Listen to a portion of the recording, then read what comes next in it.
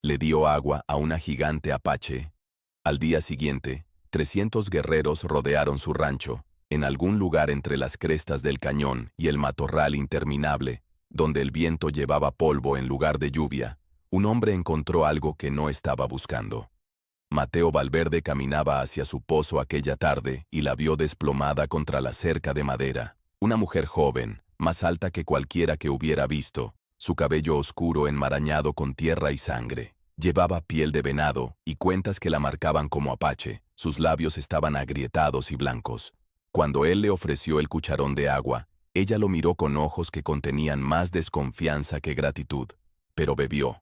3 veces bebió. Y cuando terminó, se puso de pie, imponente y silenciosa, y lo miró como si estuviera memorizando su rostro. Luego se dio la vuelta y caminó hacia las colinas, sin una sola palabra. Mateo la vio desaparecer en el espejismo de calor, pensando que ese sería el fin. Estaba equivocado. Mateo Valverde había vivido en esta tierra el tiempo suficiente para saber cuando algo estaba a punto de salir mal. El rancho se encontraba en un valle poco profundo donde la hierba crecía escasa, y el vecino más cercano estaba a 2 días de cabalgata hacia el sur. Había elegido el aislamiento a propósito. Sin preguntas, sin problemas, solo ganado, algunos caballos, y el tipo de silencio que le permitía a un hombre olvidar lo que había dejado atrás. No estaba huyendo de nada en particular, solo del ruido de la gente que pensaba que sabía más de lo que realmente sabía. Aquella tarde, después de que la muchacha apache se hubiera desvanecido en las colinas, Mateo continuó con su trabajo como siempre, alimentó a los caballos, revisó la línea de la cerca donde la madera había comenzado a pudrirse, arregló la bisagra de una puerta que había estado chirriando durante semanas, pero su mente seguía volviendo a ella. La forma en que lo había mirado, sin miedo, tampoco agradecida, solo consciente, como si hubiera estado tomando su medida y decidido algo de lo que él no era parte. Se dijo a sí mismo que no importaba. La gente pasaba por este territorio todo el tiempo. Buscadores de oro, vagabundos, nativos que iban o venían de puestos comerciales más al oeste. Ella se había perdido, se había herido y ahora se había ido. Eso era todo. Pero aquella noche, acostado en el catre estrecho de su cabaña, Mateo no podía librarse de la sensación de que el aire había cambiado. Los caballos estaban inquietos, podía oírlos moviéndose en el corral, sus cascos raspando la tierra. Una vez, el caballo bayo dejó escapar un relincho agudo que cortó la oscuridad. Mateo se sentó, escuchando. Nada siguió, solo el viento empujando contra las paredes y el llamado distante de algo cazando en las colinas. Se recostó de nuevo, mirando las vigas ásperas del techo. Mañana cabalgaría hacia el pasto norte y revisaría el rebaño. Mañana todo volvería a la normalidad. Todavía se estaba diciendo eso cuando salió el sol. Mateo salió al exterior con las primeras luces, subiéndose los tirantes sobre los hombros y entornando los ojos contra el resplandor. El cielo estaba despejado, azul pálido desvaneciéndose en blanco en los bordes. El valle se extendía frente a él, hierba de matorral y formaciones rocosas salpicando el paisaje, y entonces los vio. Al principio pensó que sus ojos le estaban jugando una mala pasada, sombras en la línea de la cresta, pero las sombras no se movían así. Las sombras no se sentaban a caballo en perfecta quietud, observando. Contó 10, luego 20, luego dejó de contar. Bordeaban la cresta al norte, la ladera al este, la pendiente que bajaba hacia el lecho seco del arroyo al oeste. Dondequiera que mirara, había más guerreros apaches a caballo, lanzas y rifles visibles incluso desde esta distancia. No estaban avanzando, no estaban haciendo ruido, simplemente estaban allí, rodeando su rancho como un lazo apretado. La mano de Mateo se movió instintivamente hacia el rifle apoyado contra el marco de la puerta, pero se detuvo. ¿De qué serviría un rifle contra un ejército? Salió al patio, las botas crujiendo sobre la tierra compactada. Los caballos en el corral estaban presionados contra la cerca del fondo, cabezas altas, fosas nasales dilatadas. Ellos también podían olerlo. Peligro. Mateo escaneó la línea de la cresta nuevamente, tratando de entender lo que estaba viendo. Esto no era un asalto. Los asaltantes se movían rápido, golpeaban fuerte y desaparecían. Esto era otra cosa. Esto era deliberado. Esto era un mensaje. Pero, ¿qué mensaje? Su garganta se apretó. Pensó en la muchacha, el agua, la forma en que lo había mirado antes de irse, y entonces, como si fuera convocado por el pensamiento, un movimiento captó su atención. Un solo jinete se separó del grupo en la cresta norte y comenzó a descender la pendiente. Lento, controlado. El caballo escogió su camino por el declive rocoso con el tipo de precisión que venía de un jinete que había nacido en la montura. Mateo no se movió, no alcanzó el rifle, no corrió. Simplemente se quedó allí en medio de su patio, observando al jinete acercarse, preguntándose si este era el día en que finalmente se le acabaría la suerte. El jinete se detuvo a 50 pies de distancia. Un hombre mayor, su rostro marcado con años de sol y viento, y algo más duro. Autoridad. No llevaba pintura de guerra, pero no la necesitaba. La autoridad irradiaba de él como el calor de una piedra. Detrás de él, aparecieron más jinetes. Docenas de ellos flanqueando, observando. Mateo tragó saliva con dificultad. El silencio se extendió, espeso y sofocante. Y entonces, el viejo guerrero levantó una mano. No en saludo, no en amenaza. Solo la levantó. La mantuvo allí, esperando algo que Mateo no podía nombrar. Su corazón martilleaba contra sus costillas. Lo que fuera que estuviera a punto de suceder, ya había sido decidido mucho antes de que se despertara esta mañana. La pregunta era, ¿había salvado su propia vida ayer o firmado su sentencia de muerte? La mano permaneció levantada. El pulso de Mateo martilleaba en sus oídos. Había escuchado historias sobre los guerreros apaches, cómo podían reducir a un hombre a huesos en minutos, cómo luchaban con una ferocidad que hacía llorar a soldados adultos. Siempre había pensado que esas historias eran exageraciones. Ahora, de pie en su propio patio con un ejército observándolo desde todas direcciones, no estaba tan seguro. El viejo guerrero bajó la mano lentamente. Luego desmontó. Sus movimientos eran deliberados, casi ceremoniales. Caminó hacia adelante 10 pasos y se detuvo, esperando. Mateo se obligó a respirar. Esto era una prueba. Tenía que serlo. Si querían matarlo, ya estaría muerto. Habían tenido toda la noche para quemarlo o poner una flecha a través de su ventana. En cambio, habían esperado el amanecer, esperado a que los viera. Eso significaba algo. Dio un paso adelante, igualando la distancia, 10 pasos. Luego también se detuvo. Se quedaron enfrentados a través de 50 pies de tierra polvorienta. El rostro del guerrero estaba curtido como cuero viejo, sus ojos negros e ilegibles. El gris rayaba su cabello largo. No llevaba ningún arma en las manos, pero un cuchillo colgaba de su cinturón y un rifle estaba atado a su caballo. Mateo mantuvo sus manos visibles a sus lados. No amenazante. No habló. No sabía qué decir incluso si lo intentara. La barrera del idioma era absoluta. Durante un largo momento, no pasó nada. Los guerreros en las crestas permanecieron inmóviles como piedra. Los caballos cambiaron de peso. Un halcón daba vueltas en lo alto, ajeno a la tensión abajo. Entonces el viejo guerrero levantó su mano de nuevo, pero esta vez señaló. No a Mateo. El pozo. El estómago de Mateo cayó. El pozo. El agua. La muchacha. El guerrero bajó su mano e hizo un gesto. Verter agua. Beber. El significado era claro. Mateo asintió lentamente. Sí, había dado agua a alguien. La muchacha. Ayer. La expresión del guerrero no cambió, pero algo cambió en su postura. Giró la cabeza ligeramente y gritó algo en su propio idioma. Agudo, autoritario. El movimiento se extendió a través de los guerreros. Se separaron en la cresta este, creando un hueco. Y a través de ese hueco, apareció un solo jinete. Mateo contuvo la respiración. Era ella, la muchacha de ayer. Pero se veía diferente ahora. Su cabello estaba trenzado y decorado con cuentas.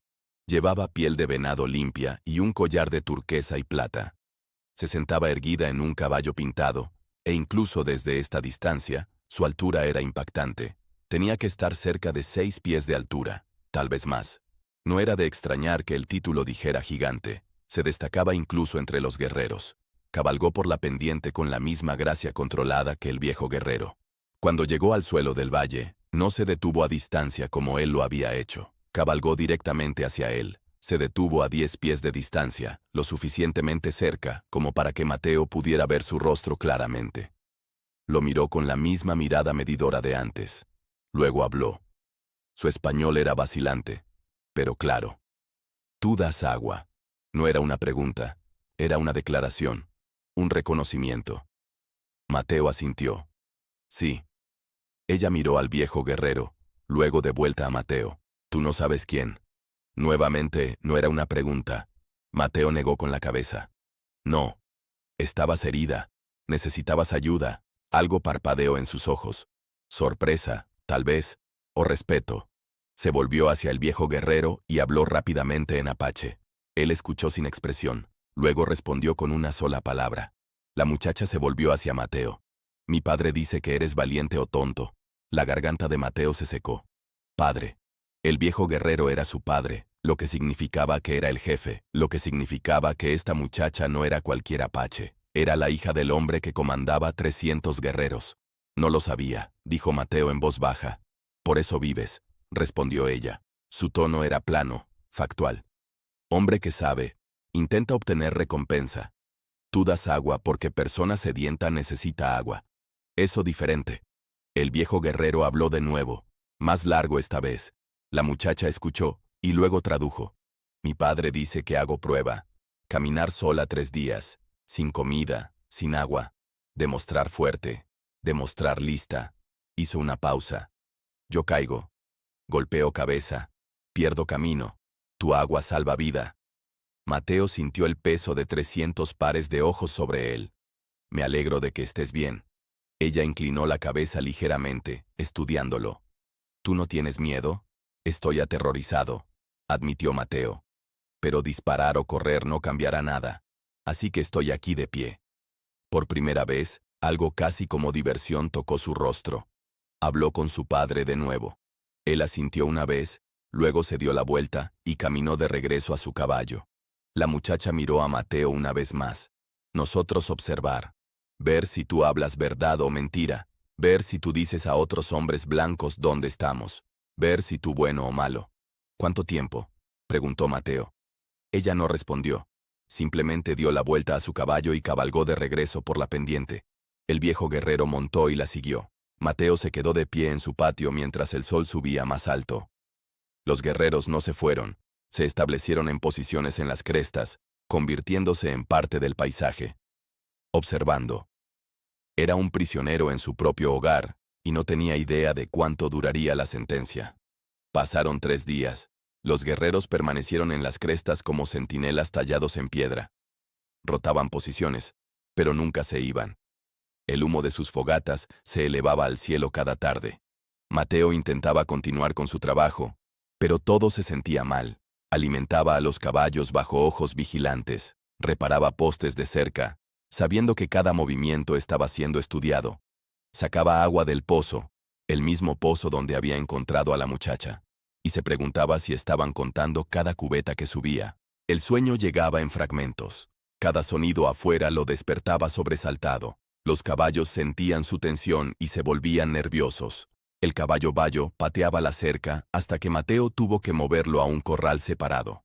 En la 4ª mañana, Mateo se despertó y descubrió que algo había cambiado. Uno de los guerreros había bajado de la cresta durante la noche y dejado algo junto a su puerta, un bulto envuelto en piel. Dentro, encontró carne seca y una jarra de barro con agua. Se quedó mirándolo, tratando de entender el mensaje. ¿Le estaban proveyendo porque lo respetaban o se aseguraban de que permaneciera vivo el tiempo suficiente para completar su prueba? De cualquier manera, comió la carne. Era dura y muy salada, pero era comida. Sus propios suministros se estaban agotando y no podía exactamente cabalgar al pueblo con un ejército bloqueando cada ruta de salida del valle. Para el 5.º día, el aislamiento lo estaba desgastando. Siempre había preferido la soledad, pero esto era diferente. Esto era ser observado cada momento de vigilia. Empezó a hablarles a los caballos solo para escuchar una voz, incluso si era la suya propia. En el 6.º día, la muchacha regresó. Cabalgó sola esta vez, sin su padre. Se detuvo en el mismo lugar que antes, a 10 pies de donde Mateo estaba de pie en el patio. ¿Todavía aquí?, dijo. No tuve mucha opción, respondió Mateo. Ella desmontó y caminó más cerca. De cerca, su altura era aún más impactante. Se erguía casi tan alta como él, y Mateo no era un hombre pequeño. Sus ojos eran agudos, inteligentes. Lo estudió como si estuviera leyendo un mapa. Tú poder correr, dijo. De noche, tomar caballo, intentar. Y que me maten antes de hacer una milla, dijo Mateo. No, gracias. Tú inteligente, dijo. Sonaba como un cumplido, pero su tono era neutral. La mayoría hombres blancos correr, ser atrapados, ser matados. Tú quedarte, esperar. ¿Qué más puedo hacer? Ella no respondió de inmediato. En cambio, caminó al pozo y miró hacia abajo. Profundo, dijo. Bastante profundo. Estuvo de acuerdo Mateo. No se seca ni en verano. ¿Por eso vives aquí? ¿Agua buena? Eso es parte. Ella se volvió hacia él. Mi gente necesita agua también. Esta tierra solía ser nuestra. Ahora hombres blancos construir cercas, cavar pozos, tomar lo que era libre. Mateo sintió el peso de esa declaración. Había comprado esta tierra legalmente según las leyes escritas por hombres que nunca le habían preguntado a los apaches si estaban de acuerdo. No quiero problemas, dijo con cuidado. Problemas ya aquí, respondió ella. Pregunta es, ¿qué tú hacer con eso? Antes de que Mateo pudiera responder, un sonido cortó el aire de la mañana. Un disparo, distante pero inconfundible. Luego otro, luego un tercero. La cabeza de la muchacha se giró bruscamente hacia la cresta este. Los guerreros se estaban moviendo, cambiando posiciones. Más disparos resonaron a través del valle, viniendo de algún lugar más allá de las colinas. La muchacha habló rápidamente en apache, llamando a los guerreros más cercanos. Uno de ellos gritó de vuelta. Su expresión se endureció. Se volvió hacia Mateo. Hombres blancos venir, muchos, con armas. La sangre de Mateo se heló. ¿Cuántos? 20. Tal vez más. Ellos cazar. Lo miró, y por primera vez vio algo más que neutralidad en sus ojos. Podría haber sido cálculo, o podría haber sido acusación. Ellos cazar nosotros. Los disparos se acercaban. Quienquiera que estuviera allá afuera, se movía rápido y se dirigía directamente al valle. La muchacha montó su caballo en un movimiento fluido. Ellos encontrar tú con nosotros. Ellos matar tú también. Ellos pensar tú enemigo. ¿A dónde vas? Ella no respondió. Simplemente pateó su caballo para ponerlo en movimiento y cabalgó fuerte hacia la cresta. Los guerreros ya se estaban retirando, desapareciendo en las colinas como humo. Mateo se quedó solo en su patio, mientras el sonido de caballos acercándose se hacía más fuerte. Voces de hombres gritando, excitados. El tipo de emoción que venía de hombres que pensaban que habían acorralado a su presa. Tenía tal vez 5 minutos antes de que llegaran. 5 minutos para decidir qué iba a decir cuando un grupo de colonos armados lo encontrara de pie en un valle que 300 guerreros apaches acababan de abandonar. Y no tenía absolutamente ninguna idea de qué lado se suponía que estaba. Llegaron tronando por el sendero este, como una tormenta rompiendo sobre las colinas. Mateo contó 15 jinetes, tal vez más detrás de ellos. Llevaban la ropa tosca de los colonos, pantalones de lona, camisas gastadas, sombreros de ala ancha manchados con sudor y polvo. Cada hombre llevaba un rifle. Algunos tenían revólveres en las caderas. Cabalgaban duro, rostros enrojecidos con el tipo de calor que venía de la emoción y la ira mezcladas. El jinete principal vio a Mateo de pie en su patio y levantó una mano para frenar al grupo. Se detuvieron a 30 yardas de la cabaña, caballos respirando con dificultad, espuma blanca en sus cuellos. ¿Estás solo aquí?, gritó el jinete principal. Era un hombre robusto con una barba espesa y ojos que escaneaban el valle constantemente buscando movimiento. Solo yo, dijo Mateo. Mantuvo su voz firme, sus manos visibles. ¿Viste algún apache pasar por aquí? Otro jinete se adelantó. Más joven, con un rifle ya desenfundado y descansando sobre su montura. Hemos estado rastreando un grupo de guerra. Vimos señales de humo ayer. El rastro llevaba directo a este valle. La mente de Mateo aceleró. Podía mentir. Decirles que los apaches habían pasado y seguido adelante. Pero estos hombres no eran tontos. Habían visto las huellas, los campamentos, las señales de 300 guerreros estableciéndose durante días de observación. He visto señales, dijo Mateo con cuidado, pero ya se fueron. El hombre barbudo entrecerró los ojos hacia él. ¿Irse a dónde? Al norte, creo. Escuché caballos moviéndose hace unos 20 minutos.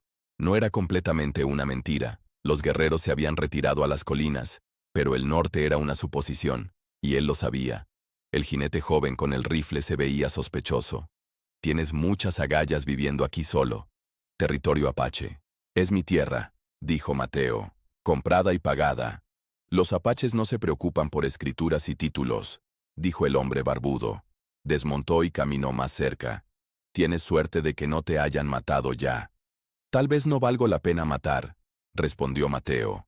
El hombre se rió, pero era un sonido áspero. Somos parte de una milicia voluntaria. Hemos estado cazando a un grupo que atacó un asentamiento 2 semanas al sur.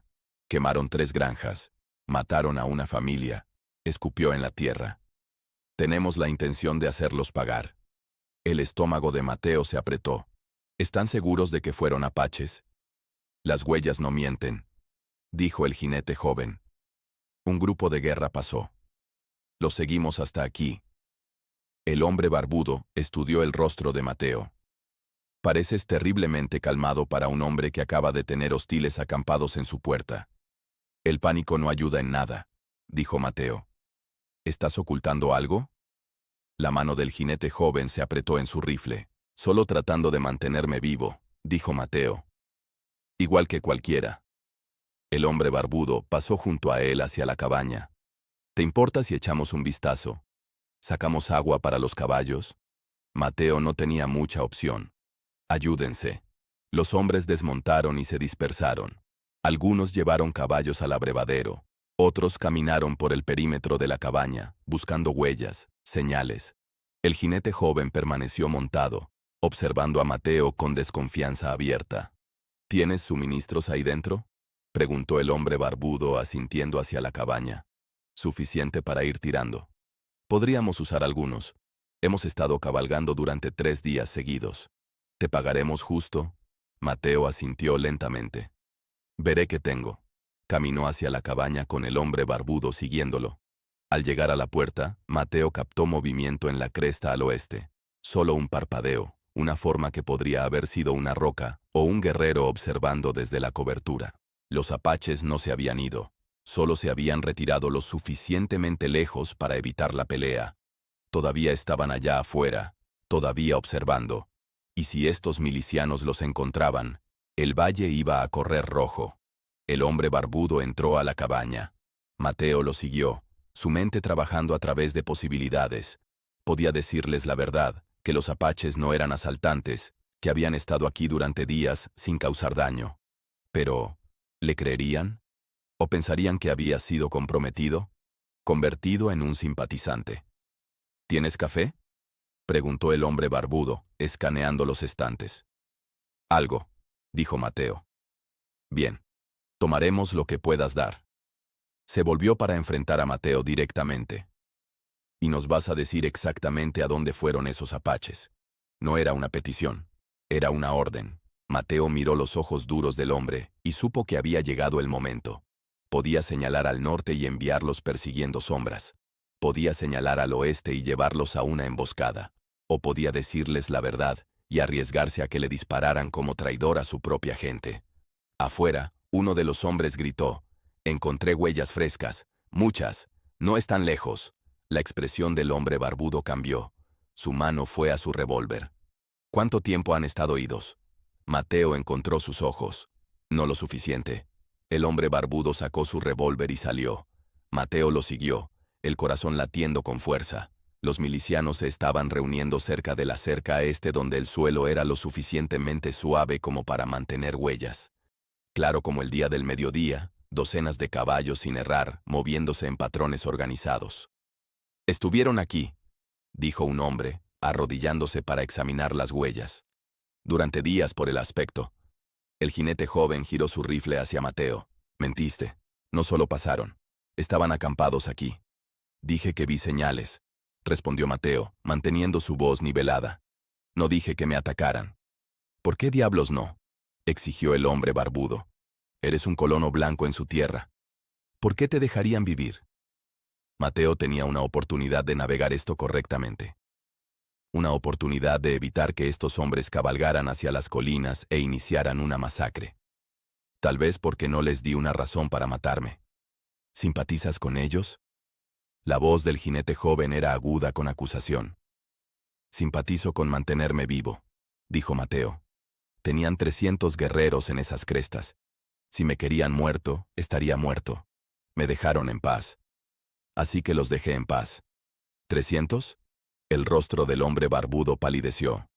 ¿Estás diciendo que 300 apaches rodearon este rancho? Durante 6 días, dijo Mateo. Y ni uno de ellos disparó un tiro. Los milicianos intercambiaron miradas. Las matemáticas eran claras. 15 rifles contra 300 guerreros no era valentía. Era suicidio. Entonces, ¿por qué estuvieron aquí?, preguntó otro hombre. Los grupos de guerra no acampan sin razón. Mateo eligió sus palabras con cuidado. Ayudé a alguien. Una de los suyos. Le di agua cuando la necesitaba. Vinieron a ver qué tipo de hombre era. ¿Ella? Los ojos del jinete joven se estrecharon. ¿Ayudaste a una india? La palabra hizo que la mandíbula de Mateo se tensara, pero no respondió. Ayudé a una persona que estaba herida y sedienta, lo mismo que haría por cualquiera de ustedes. ¿Y te recompensaron rodeando tu rancho? El hombre barbudo no sonaba convencido. Estaban observando, asegurándose de que no iba a correr al pueblo más cercano y traer un ejército. Mateo señaló a la milicia. Parece que tenían razón en preocuparse. El hombre barbudo enfundó su revólver, pero mantuvo su mano cerca. Tenemos familias quemadas de sus hogares, niños muertos. ¿Esperas que simplemente dejemos pasar eso? Espero que estén seguros de que están cazando a la gente correcta, dijo Mateo. Los que estuvieron aquí no atacaron a nadie. Me estaban probando. ¿Probándote para qué? Antes de que Mateo pudiera responder, un sonido atravesó el valle. Un llamado, alto y penetrante. No humano, no animal, algo intermedio. Una señal. Todos los hombres se congelaron. Los caballos se movieron nerviosamente. El llamado vino de nuevo, haciendo eco en las paredes del cañón, y esta vez fue respondido. Desde la cresta norte, luego el sur, luego el oeste. El valle se